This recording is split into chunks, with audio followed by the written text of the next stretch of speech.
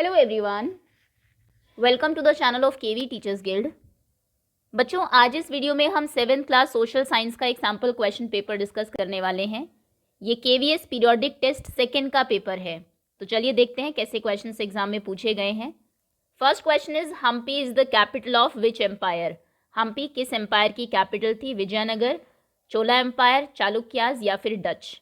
सो Hampi capital थी विजयनगर की। चोला dynasty की कैपिटल थी तंजावुर।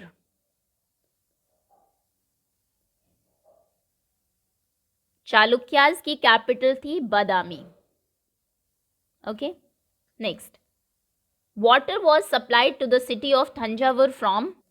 कैपिटल सिटी तंजावुर में जो वाटर की सप्लाई थी वो कैसे होती थी? सी से, river, water wells and tanks या फिर पॉन्ड्स। तो जो कैपिटल सिटी थी उसके बिल्कुल बीच से कावेरी रिवर जो है वो पास होती थी। सो वहाँ पर वाटर की सप्लाई कावेरी यानी कि एक रिवर से होती थी। Next, power of the government to disallow media from publishing or showing certain stories is called।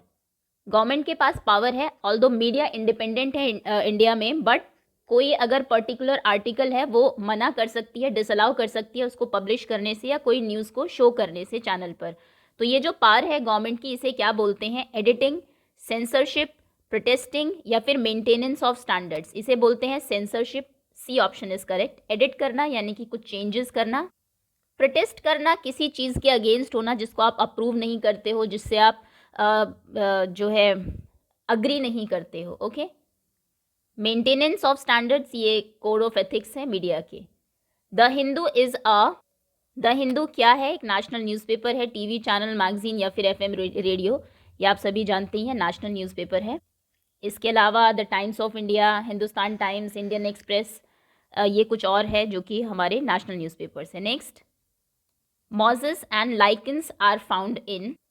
Mosses एक ग्रीन प्लांट्स होते हैं कुछ बहुत छोटे, जहाँ पर बहुत लंबे टाइम तक वाटर स्टेगनेंट रहता है, पानी भरा हुआ रहता है। आपने देखा होगा कुछ टाइम के बाद बहुत स्लिपरी वो प्लेस हो जाता है और ग्रीनिश आपको दिखाई देता है, उसको मॉजेस बोलते हैं।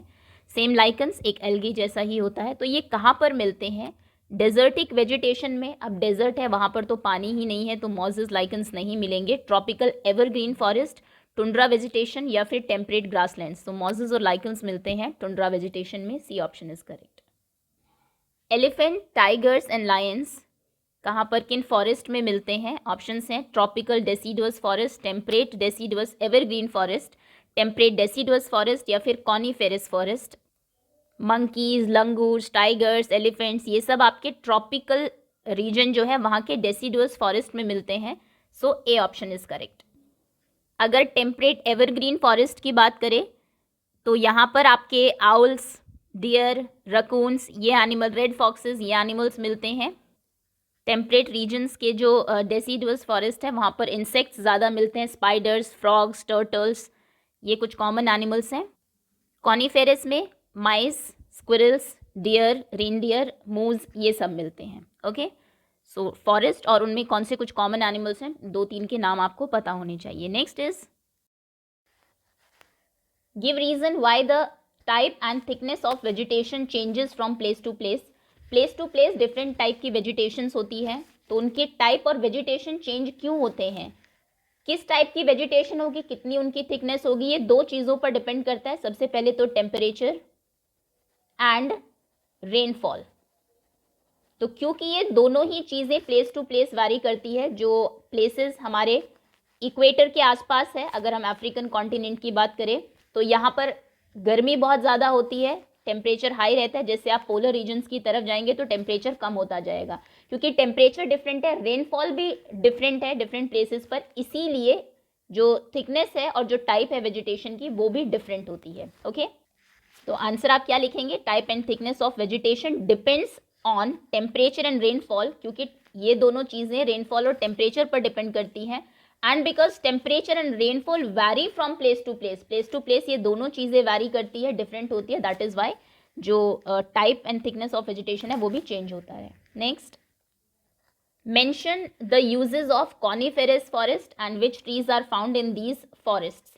कॉनीफेरस फॉरेस्ट क्या है? आपने देखा होगा कुछ फॉरेस्ट है जो कि इस शेप में होते हैं, इनकी जो लीव्स हैं वो निडल जैसी होती है, एवरग्रीन रहते हैं, बहुत ज़्यादा जो लीव्स हैं वो शेड नहीं करते हैं। सो ये तो आप शेप से ही समझ गए होंगे कि ये मोस्टली जो हमारे माउंटेन रीजन्स हैं वहाँ पर मिलते हैं, ताकि जो उसका रीज़न भी आपने पिछली क्लासेस में पढ़ा होगा, जिससे कि जो स्नोफॉल जब होती है, बर्फ़ जो पड़े तो वो स्लाइड होके फिसल के यहाँ से नीचे आ जाए। चलिए खैर, यूजेस बताने हैं। सबसे पहले तो वुड, सॉफ्ट वुड हमें इनसे मिलती है। Coniferous forest provide soft wood. उसके बाद इनको यूज़ किया जाता है इन मेकिंग पल्प, और पल्प से फिर फर्दर हम क्या बनाते हैं, पल्प, पेपर्स और जो न्यूज़ प्रिंट्स हैं हमारे। जो मैच मेकिंग इंडस्ट्रीज़ है, मैच स्टिक्स जो बनती है, माचिस की तीलियाँ जो बनती है, वो भी कॉनीफेरस फॉरेस्ट की जो सॉफ्ट वुड है उसी से ही बनती है। सो कितने मार्क्स का क्वेश्चन है, आई थिंक 4 का होगा। चलिए क्या लिखेंगे, the match making industry, match sticks making, match making industry gets soft wood from coniferous forest. उसके बाद इनका जो ट्रंक है, तना जो होता है बिल्कुल स्ट्रेट होता है, ऊपर यहाँ से फिर लीव्स शुरू होती है, जिसकी वजह से जो वुड है एक तो ईजीली आप इसको कट भी कर सकते हो, और जो वुड है इसकी वो यूज़ होती है फर्नीचर्स या फिर जो कंस्ट्रक्शंस वर्क है उसके लिए। ओके, ईजी टू एक्सट्रैक्ट है बिकॉज पूरे प्योर स्टैंड होता है इनका। ओके, तो 1 पॉइंट आप ये लिख देंगे। चलिए अब नेक्स्ट सेकेंड पार्ट था इसका, कौन कौन से ट्रीज़ है, कुछ कॉमन ट्रीज़ जो कि कॉनीफेरस हैं हमारे। पाइन, फर ट्री तो आपने स्टोरीज भी पढ़ी हैं इसके बारे में। Then redwood and cedar. Okay, next, name the kind of media with examples. 3 type के मीडियाज हैं, पहले 2 ही थे, अभी एक इंटरनेट भी हो गया है। सो सबसे पहला है प्रिंट मीडिया, जिसमें कि न्यूज़पेपर्स एंड मैगजीन्स आती है, कुछ न्यूज़पेपर्स और मैगजीन्स के नाम आप लिख देंगे। उसके बाद है ब्रॉडकास्ट मीडिया, जिसमें कि टीवी चैनल्स और जो रेडियो है वो आते हैं, कुछ बेसिक जो आपके न्यूज़ आप सुनते होंगे उन टीवी चैनल्स और कुछ रेडियो जो एफएम के स्टेशंस हैं उनके आप नाम लिख देंगे। और एक और है इंटरनेट। ओके, जो सोशल मीडिया है, बहुत सारे प्लेटफॉर्म्स हैं या फिर वेब मीडिया, वो सभी। ओके, नेक्स्ट 3 मार्क का ही है ये। In what ways was craft production in the cities like Calcutta different from that in the cities like Thanjavur? जो क्राफ्ट का प्रोडक्शन था कैलकटा में जो होता था और तंजावुर में जो था, दोनों में क्या डिफरेंसेस थे। तो सबसे पहले तंजावुर में जो प्रोडक्शन था वो मोस्टली कॉपर और सिल्वर इससे रिलेटेड था, और कैलकटा में टेक्सटाइल वर्क ज़्यादा था, cotton, jute textile, silk textile, ये वर्क ज़्यादा होता था। So first, Calcutta was famous for textile productions like jute, silk and cotton. Okay, and Thanjavur जो था वो कॉपर एंड सिल्वर के जो हमारे प्रोडक्ट्स थे एंड सिल्वर प्रोडक्शन के लिए फेमस था। मेन डिफरेंस यही है, बाकी बहुत माइनर से डिफरेंसेस है। जैसे कि कैलकटा में आप जानते हैं यूरोपियन जो कंपनीज थी काफ़ी आ गई थी, जो ब्रिटिशर्स हैं वो भी सबसे पहले यहीं पर गए थे, तो यहाँ पर जो प्रोडक्शन था वो ऑर्गेनाइज था। जबकि तंजावुर जो था वहाँ पर क्राफ्ट पर्सनस इंडिपेंडेंट थे, अलग अलग बिजनेस था सभी का, ऐसे कोई आज सच कंपनी नहीं थी। कैलकटा में जो क्राफ्ट पर्सनस थे वो सिंस कंपनीज के अंडर वर्क करते थे तो अपने प्रोडक्ट को अपने आप सेल नहीं कर सकते थे, तंजावुर में इंडिपेंडेंट थे, सो वो खुद से सेल करते थे। 3 मार्क, ओके, 3 पॉइंट्स इनफ है। Okay, next, why do you think towns grew around temples? जो टाउन्स हैं, शहर जो है वो टेम्पल्स के अराउंड क्यों ग्रो हुए? टेम्पल्स उस टाइम पे एक हब था, एक बहुत बड़ी यूनिट थी, वहाँ पर जो प्रीस्ट्स हैं, पुजारी है, वो रहते थे, कुक्स होते थे जो प्रसाद बनाते थे, सिंगर्स होते थे जो कि भक्ति गीत गाते थे, डांसर्स होते थे, अटेंडेंट्स होते थे, लोग भी घूमने के लिए आते थे टेम्पल्स में। तो एक तरीके का बिजनेस वहाँ पर जो स्मॉल स्केल बिजनेस था लोगों ने शुरू किया, हैंडीक्राफ्ट्स, ऑर्नामेंट्स, ज्वेलरी, ये सब, जिसकी वजह से वो फिर वहीं पर आसपास बसने लगे। ये पॉइंट्स में नहीं है, आपको पैराग्राफ में ही लिखना होगा। 3 मार्क का है। ओके, सो जो आर्टिसंस थे वो भी वहाँ फिर मर्चेंट्स आने लगे चीज़ों को खरीदने के लिए, जो स्कल्प्टर्स थे, स्कल्पचर्स जो बनाते हैं, मूर्तियाँ जो बनाते हैं, वो भी वहाँ पर रहने लगे। तो इस तरीके से एक social, cultural and economic hub temples जो है वो बन गए थे, और जो टाउन्स है वो उनके अराउंड, उनके चारों तरफ ही डेवलप होने लगे। Why did people from distant lands visit Surat town? Surat town में लोग बहुत दूर दूर से विजिट करने के लिए क्यों आते थे, क्या था वहाँ पर? तो वहाँ का जो टेक्सटाइल मार्केट था वो बहुत फेमस था अपने जरी वर्क के लिए।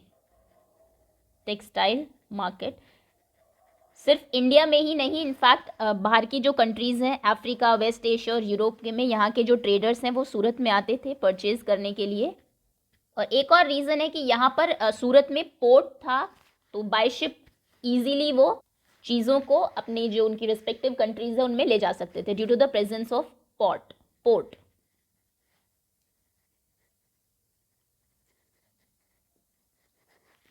चलिए next, in what ways does the media play an important role in democracy? Democracy में मीडिया का क्या इंपॉर्टेंट रोल है, क्या रोल वो प्ले करती है? सो मीडिया जो है मासेस को इन्फॉर्म करती हैं about certain issues and problems जो कि कंट्री में हो रही है, जो पॉलिसीज़ है गवर्नमेंट की उनको प्रोपगेट करती है। अगर कोई अनपॉपुलर पॉलिसी या प्रोग्राम है तो उसको क्रिटिसाइज भी करती है, डिबेट करती है। आई थिंक 5 मार्क का है, सो 5 पॉइंट्स इसमें लिखने होंगे आपको। Number 1, spreading awareness among general masses. Second, acknowledging current issues going in the country, issues or problems. Next, highlighting programs and policies of government, and criticizing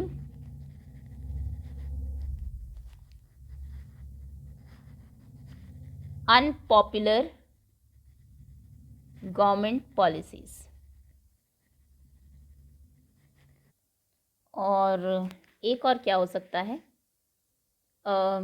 आप लिख सकते हैं एक लिंक है एक तरीके से कॉमन मैन और गवर्नमेंट के बीच में। गवर्नमेंट की पॉलिसीज़ तो हमें बताती ही है कि ये हुआ, यहाँ पर मीटिंग हुई, ये जो है प्राइम मिनिस्टर्स ने ये नई पॉलिसीज़ बनाई है, लेकिन उस पर लोगों का क्या रिएक्शन है वो भी एक तरीके से गवर्नमेंट को पता लगता है मीडिया के थ्रू ही। तो ये एक पॉइंट और आप लिख सकते हैं। इनको थोड़ा सा एक्सप्लेन ऑब्वियसली आपको करना पड़ेगा। Act as a link between government and common people. Okay, चलिए नेक्स्ट,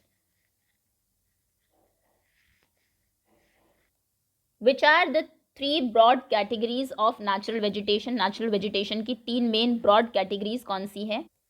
सबसे पहला है फॉरेस्ट्स, जहाँ पर कि जो रेनफॉल है वो भी ज़्यादा हो, टेम्परेचर भी एवरेज हो, वहाँ पर प्लेंटीफुल ऑफ प्लांट्स ग्रो करते हैं और उन्हें हम फॉरेस्ट बोलते हैं। सेकेंड इज ग्रासलैंड्स, ग्रासलैंड जहाँ पर मॉडरेट रेनफॉल होती है, घास के मैदान जिसको आप कहेंगे। एंड श्रब्स, जो ड्राई रीजन्स हैं हमारे, बारिश जहाँ पर कम होती है वहाँ पर, जैसे कि बताया भी था कि टाइप ऑफ वेजिटेशन डिपेंड करता है टेम्परेचर और रेनफॉल पर। तो यहाँ पर टेम्परेचर हाई होता है, रेनफॉल बहुत कम होती है, यहाँ पर एवरेज होता है टेम्परेचर, और रेनफॉल भी मॉडरेट होती है। फॉरेस्ट्स वहाँ पर होते हैं जहाँ पर रेनफॉल बहुत ज़्यादा होती है। ओके, सो ये 3 ब्रॉड हमारी कैटेगरीज हैं नेचुरल वेजिटेशन की। ओके, सो ये थे क्वेश्चन। अब है मैप वर्क। सबसे पहले है सूरत, गुजरात में है, मुंबई एंड जो कैपिटल है गांधीनगर उसके बीच में। पोर्ट यहाँ पर है लगभग सूरत। मसूलीपट्टनम भी एक जो कोस्टल सिटी है हमारी आंध्रा में, तो अप्रॉक्स, ये एक्चुअली पॉलिटिकल मैप नहीं दिया इन्होंने, तो यहाँ पर होगी अप्रॉक्स, ये है Masulipatnam, number 2। Next is Hampi, south में ही कर्नाटका में है। सो अप्रॉक्स ये अगर है कर्नाटका आपका, यहाँ पर होगा नंबर 3 हम्पी। तंजावुर तमिलनाडु, ये तो मैप नॉर्मल है तो थोड़ा बहुत ऊपर नीचे हो जाएगा तो भी चलेगा, अप्रॉक्स आपको सही लगाना है सिर्फ, लेकिन अगर पॉलिटिकल मैप होता तो उसमें स्टेट्स भी आपको पता होने चाहिए। ये नीचे है, जिसका नाम ऑब्वियसली अभी चेंज हो गया, तंजौर आपने सुना होगा। थोड़ा अभी नीचे जाएंगे तो ये हट जाएगा, यहाँ पर लगा लीजिए। चलिए ये ओके, ये तंजावुर है, तंजौर। और भी है, दैट्स ऑल। सो ये है आपका map work. Surat Gujarat, Masulipatnam in Andhra, Hampi Karnataka and Thanjavur Tamil Nadu. So that's all students, hopefully थोड़ा आइडिया आपको मिल गया होगा कैसे क्वेश्चंस एग्जाम में पूछे जाएंगे। That's all, thank you so much for watching.